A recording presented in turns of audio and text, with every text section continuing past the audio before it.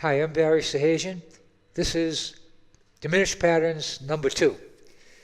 Okay, in the first video I came up with a 4-note pattern played in 2 positions, and I showed you a little bit how you could use them.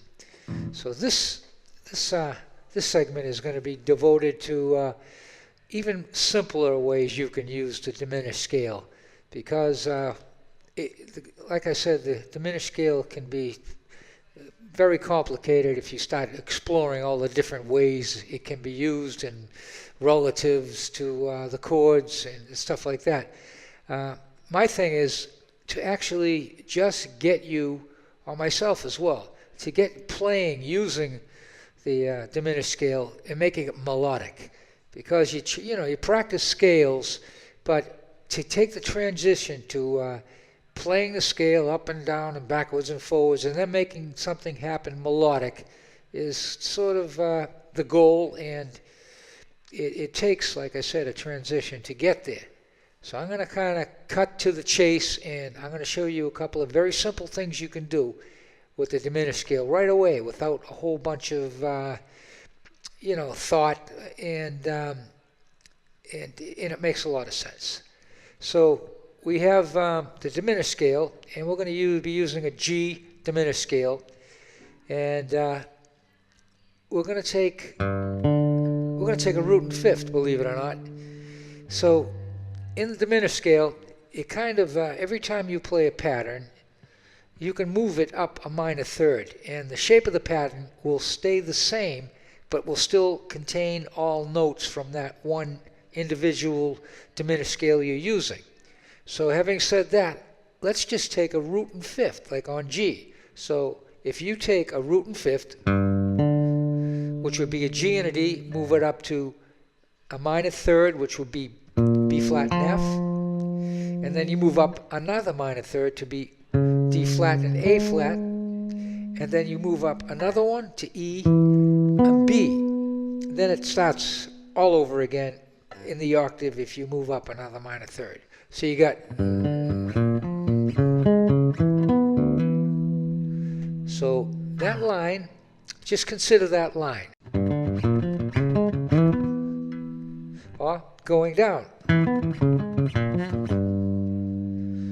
Okay, so we have that, and we're going up in minor thirds, like I said, just using the root and fifth.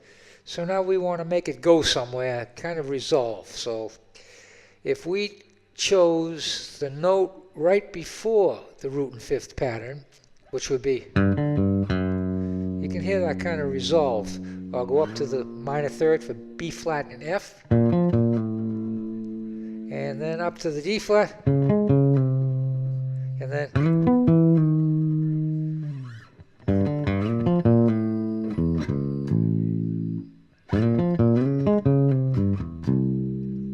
you get the idea. I'm making a line happen, and it's going somewhere. Okay, to give you an idea of what it sounds like with harmony and how to use it, that simple line that I showed you, the root and fifth, the G and D, and then landing to the note below the root of the root and fifth segment of the pattern.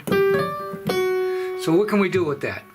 So basically, almost any chord that has an F sharp in it will work to some degree, more or less, either more dissonant or less dissonant, sort of. So let's go for a safe solution, and that would be just try the F sharp major chord. Of course, that works perfectly. Now, how about a D? A D, and the D has a third of an F sharp. That works fine. The B with the fifth being an F sharp. They all sound pretty good. Now let's try putting this note on a triad that doesn't include the F sharp, and we'll choose an E minor. So we just added a little color to the chord by using this line. And of course you can go up a minor third to your next fifth, which would be B flat and F, and the same thing happens all over again. Now your target note is an A. So in this case, let's take the D that worked in the last root and fifth pattern, And that'll work because the D has an A, which is a fifth. Or an F for that matter. So you kind of see how that works. Okay, next pattern. Let me play it for you first, and then I'll explain what I'm doing. It's basically what I just did with a different twist.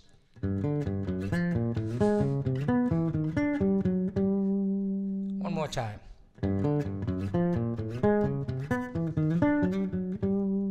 And one more.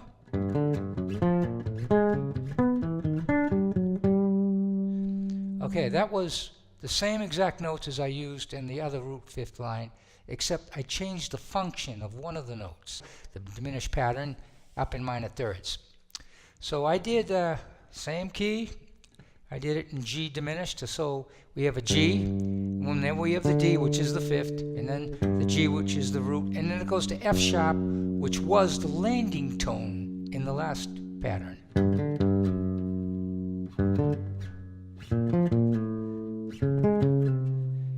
We're changing the function, as I said. That is no longer a target note. It is going to be a passing tone, which is going to go to the fifth of the next root and fifth segment of the pattern, which is up a minor third. I guess that's a mouthful, but I'll go through it slowly for you. So root, fifth, root, and then F sharp, which is now a passing tone going to F natural, which is the fifth of the B flat, which is the next root fifth segment, a minor third away from the G. And then we go down to the passing tone again, which is an A, and then we go up to an A flat, which is the fifth of D flat, and then we go to the passing tone C, which goes down to the B natural, which is fifth of E, which goes to the next pattern, which is a passing tone going to the D, and then that is the fifth of G, which goes to the F sharp, which is a passing tone. I'm going to return it to G to complete the cycle.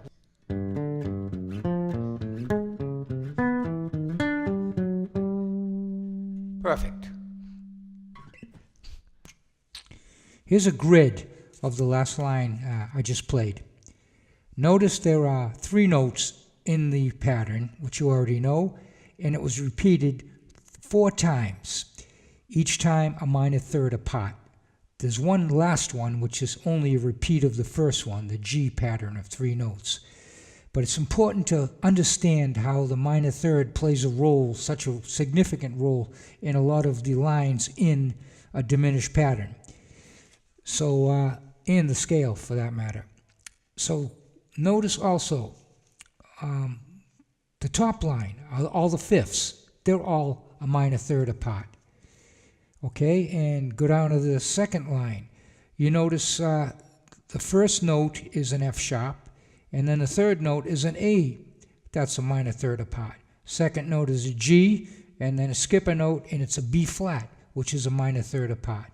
So you see this minor third repeats all over the place. And I'd like to explain a little more why you should understand this even more if you want to be using the scale or patterns. We can take this and start developing permutations, and make it, for instance, instead of, we'll add another note. It'll just be the octave. It'll be root fifth above and root fifth below,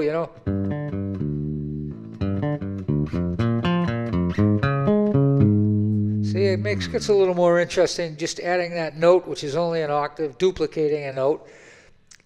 And we can do the same thing and resolve it down there to the note right below the root of whichever part of the pattern you're on.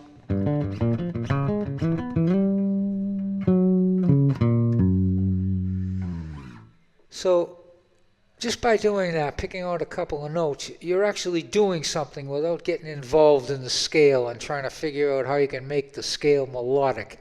Because I just took those 2 notes. We could go on and on here, but I'd like to just explain something about this whole diminished thing. If you can learn each 4 notes that happen when you start from any point on a diminished scale, like for instance G, B flat, D flat, E, and then, you know, and do it in the other 3, because there's 12 notes and you have 4 notes a minor third apart in each of these. Yeah, so you get 3 times 4. So there's actually only 3, as I said, 3 diminished scales, and that's it.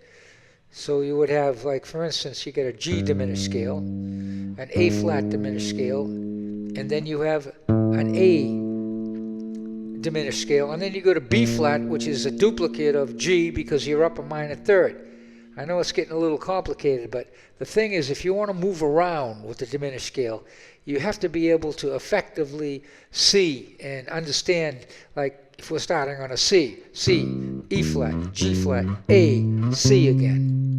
I kind of love this type of playing around with permutations and coming up with new ideas, and I do have a website, and I haven't started putting all of this information on the website. I will have, you know, a lot of examples and PDFs you can download, and the videos as well, that you can see what I'm doing. And all you need to do is subscribe, because I want to do a lot more with this, as well as many other subjects to come. So please subscribe, and thank you for stopping by.